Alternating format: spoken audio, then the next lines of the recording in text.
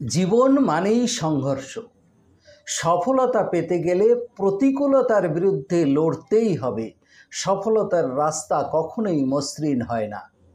আমরা এমন একটি ধারণা পোষণ করি যে সফল ব্যক্তিরা জন্মগতভাবেই সফল, তাদের জীবনের পথ যেন সবসময় মসৃণ ছিল, কিন্তু বাস্তবতা সম্পূর্ণ ভিন্ন।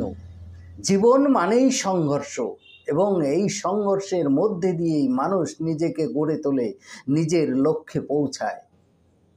আজ আপনাদের এমন কিছু সফল মানুষের কাহিনী শুনব, যাদের সফলতার পিছনে রয়েছে অনেক সংঘর্ষ, যাকে অতিক্রম করেই তারা সফল হয়েছে।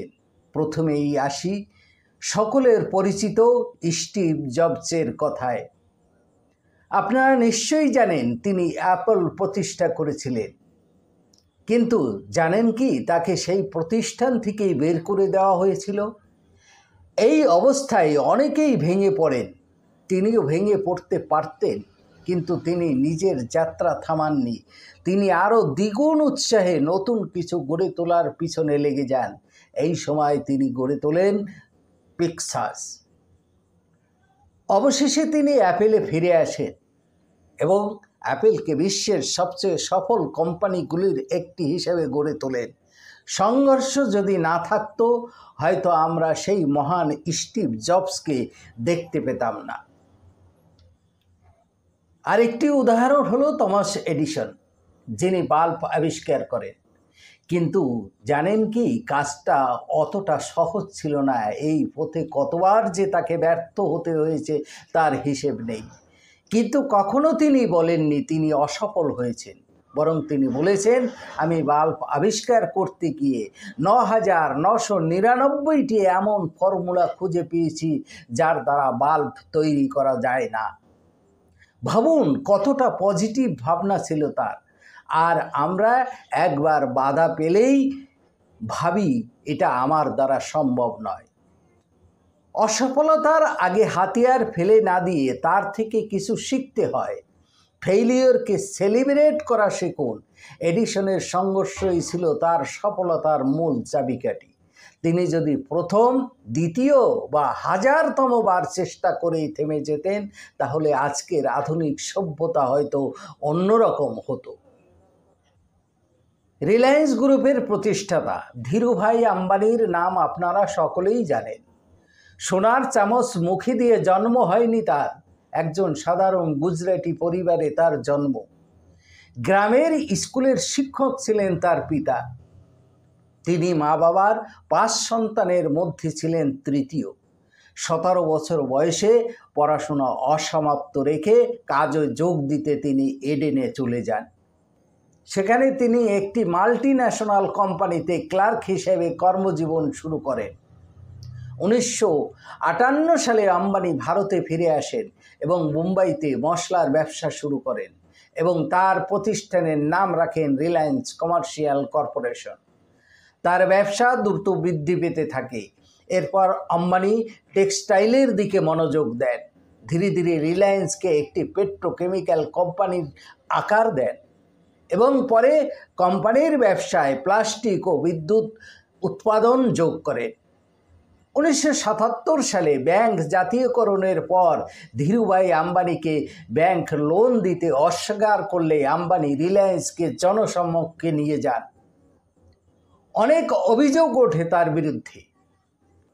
সরকারি বিধিবিধান ও আমলাতন্ত্রকে পঙ্গু করার জন্য তার তৎপরতা, রাজনৈতিক কারসাজি, দুর্নীতি এবং প্রতিযোগিতার উপর প্রকৌশলী অভিযানের অভিযোগ আনা হয় তার বিরুদ্ধে। কিন্তু কোম্পানির দেওয়া লোভনীয় লভ্যাংশের কারণে রিলায়েন্সের প্রতি বিনিয়োগকারীদের আস্থা অটুট থাকে। আম্বানি ভারতের সাধারণ বিনিয়োগকারীদের কাছে শেয়ার বাজারকে পরিচয় করিয়ে দিয়েছিলেন। আজ বিশ্বজোড়া রিলায়েন্সের নাম, কিন্তু তা একদিনে এবং বিনা সংঘর্ষে আসেনি। সোনার চামচ মুখে দিয়ে জন্ম নিলেই জীবন মসৃণ হয় না। তার চলন্ত উদাহরণ রতন টাটা।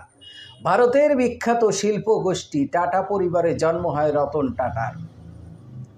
যখন তার বয়স 10 বছর, মা বাবা আলাদা হয়ে যান। ঠাকুরমা তাকে দত্তক নেন। রতন টাটার কর্মজীবন শুরু টাটা গ্রুপে নয়, তিনি তার কর্মজীবন শুরু করেন IBM কোম্পানির হয়ে। টাটা গ্রুপের চাকরির জন্য রতন টাটাকে নিজের বায়োডাটা জমা দিয়ে চাকরি নিতে হয়েছিল। 1962 সালে তিনি টাটা গ্রুপে চাকরি পান। তাই বলে ভাববেন না টাটা গ্রুপে যোগদানের পর প্রথমেই তাকে শীর্ষ পদে বসানো হয়, বরং পরিবারের সদস্য হওয়া সত্ত্বেও সব কাজের অভিজ্ঞতা অর্জনের মধ্য দিয়ে শীর্ষ পদে পৌঁছান রতন টাটা।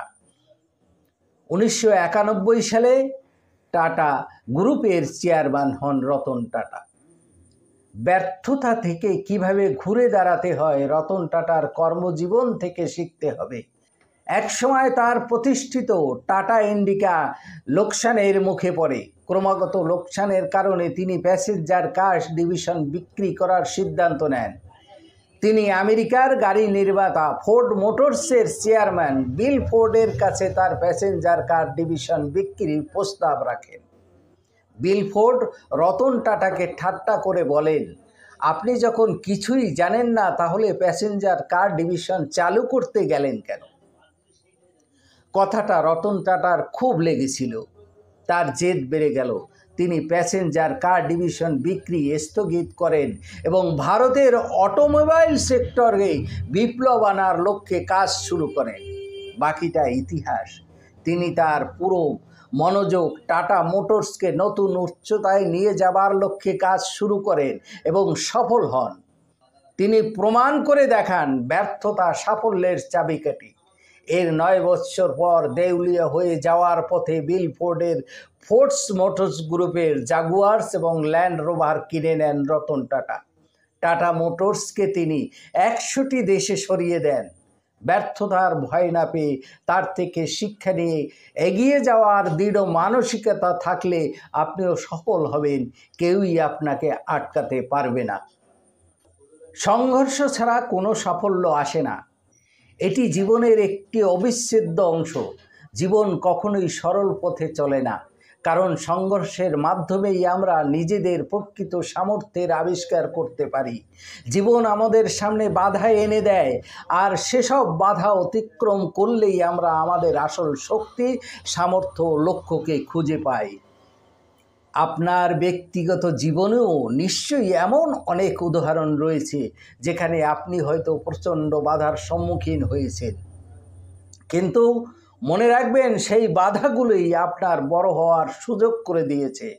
সাফল্য সেই ব্যক্তিদের কাছে আসে যারা সংঘর্ষকে গ্রহণ করতে জানে, তাকে একটি চ্যালেঞ্জ হিসেবে দেখে এবং তার মাধ্যমে নিজেকে প্রমাণ করে। যারা সফল হয়েছেন তারা কোনো জাদু দিয়ে সফল হননি। তারা লড়াই করেছেন, সংগ্রাম করেছেন, নিজেদের লক্ষ্যে অবিচল থেকেছেন। তাই আপনাকেও যদি সফল হতে হয় সংঘর্ষকে আলিঙ্গন করতে হবে। বাধা আসবেই, কিন্তু সেই বাধা থেকেই আপনি শক্তি পাবেন। শেষ কথা, সংঘর্ষই জীবন। তাই নিজের পথের প্রতিটি বাধাকে চ্যালেঞ্জ হিসাবে নিন। জীবন আপনাকে যতই ফেলে দিতে চাইবে আপনি ততই উঠে দাঁড়াবেন। এইভাবে একদিন আপনিও সফলতার মুকুট অর্জন করবেন। ধন্যবাদ। সকলে ভালো থাকবেন। আবার দেখা হবে পরে কোনো ভিডিও।